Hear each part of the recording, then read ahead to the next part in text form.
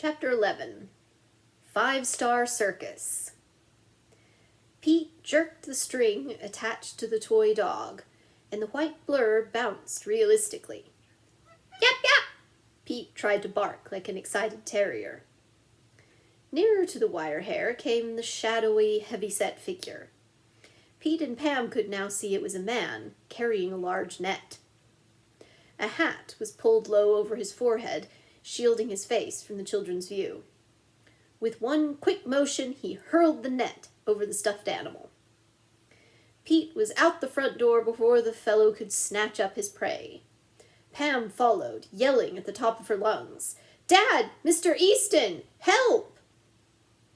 With a great leap, Pete landed upon the stocky thief, knocking him off balance. They struggled for a second as doors flew open, but Pete was no match for the muscular man. He gave the boy a hard push that sent him sprawling, then raced across the lawn toward the street. Jumping into a waiting car, the fellow was off like a rocket. Mr. Hollister and Mr. Easton dashed out, hoping to catch him, but by this time the man had too good a head start. Pete was crestfallen a moment. Then he said, "Anyway, I got a clue." He held up a tiny piece of white cotton cloth with a zigzag blue stripe in it. "This is part of the front of his shirt," Pete told the two men. "We'd better turn it over to the police," Mr. Hollister suggested. "It may help them trace the man. By the way, was his hand bandaged?" "I didn't notice," said Pete. Mr. Easton offered to take the piece of cloth to headquarters. "And Pete, I can't thank you enough for warning me about letting Bing out alone." Pete handed him the bit of cloth.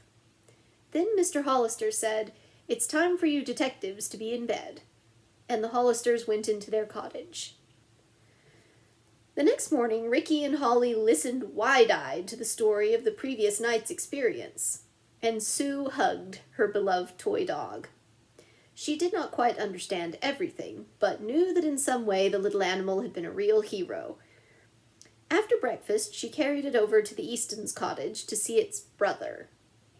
The live wire-haired terrier did several of his tricks, and the little girl giggled. "Come, Sue," Mrs. Hollister called. "The other children are ready for their trip to Circus Island. You want to go, don't you?" Sue's dark curls flew straight out behind her as she rushed back to their cottage. It would never do to be left behind. The five Hollisters said goodbye to their parents and hurried across the causeway to Circus Island. Peppo met them at the gate. They were surprised to see that he was wearing his white silk clown costume. A wide red grin was painted on his face. "Good morning, Hollisters," he called, waving a big bright yellow hoop. "Hi, Peppo," they replied. "Are you going to do performing for us?" Sue said. Holly cried eagerly, "Are we going to Miss Sally's now?" "Where are Kit and Rita?" Pete asked. "Hold on there," Peppo exclaimed, laughing. "One at a time. First, Kit and Rita are in school." "You mean even circus children have to go to school?" Ricky said in amazement. "Of course," Peppo replied. "We have special tutors for all the children in the circus. Kit and Rita thought you might like to play circus yourselves until classes are over. Then you can all go to Miss Sally's together." "We have some costumes for you to use," the clown said. "And yes, Sue, I'll perform for you." He smiled at the little girl. "But first I thought you all might like to meet Joni, the baby poodle." The Hollisters followed Peppo to a fenced-in plot. "This pup is the daughter of Josie and Nappy," Peppo explained. "She's already learned a few tricks." He whistled softly, and the little jet-black ball of fur came bouncing out of the kennel door. Next, the clown led the way to the tent where costumes were kept, and soon all five children were scrambling into bright circus clothes. Pete and Ricky put on tumbler's tights. Pam found a lovely bareback rider's costume, and Holly a trapeze artist's suit. And Sue was zipped into a little white clown costume just like Peppo's. "All I need is an elephant," Pam declared, twirling excitedly in her bareback rider's dress. A small one that doesn't get mad, she added, smiling. And you shall have it, Peppo promised. We'll get Timmy on the way to the ring. He doesn't belong to Toto's herd. You mean we're going to have a ring all our own? Pete asked. You'll see, Peppo said, smiling. He left the tent and headed for the animals' quarters. The 5 Hollisters skipped behind him, with Sue clutching the baby poodle. And this is Timmy, Peppo said, walking to a very small gray elephant. He's a friendly fellow, Pam, and you can ride him safely. Timmy followed Peppo and the children to a large sawdust-filled ring near the causeway. Now for that trick I'll show you, Sue, the clown said. He gave 2 sharp whistles. In a moment, Josie bounded into the ring and leaped gracefully through her owner's hoop.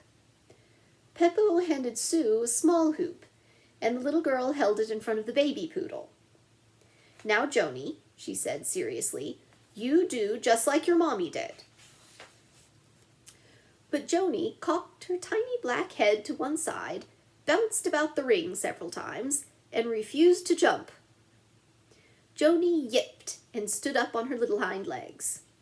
But Sue would not give up, and finally she was rewarded. The pup leaped through the hoop. The older children had success with their acts more quickly than Sue.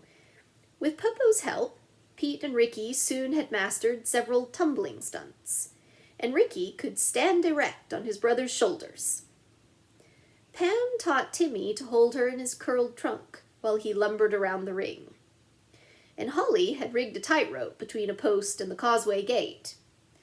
By the time school was over and Rita and Kit came to the ring, Holly was able to take 6 steps along the rope without falling. Peppo smiled and said a circus was not all fun. It was lots of hard work. Now we'd better have lunch, Peppo said. Suppose you children take off your costumes, and I will too. He turned to his lovely black poodle. Take Joni back to the kennel with you, he directed. The 2 dogs went off, the little one running like mad to keep up with her long-legged mother. The others were about to leave when suddenly Sue screamed. A huge white bird had swooped down upon them with a loud beating of wings.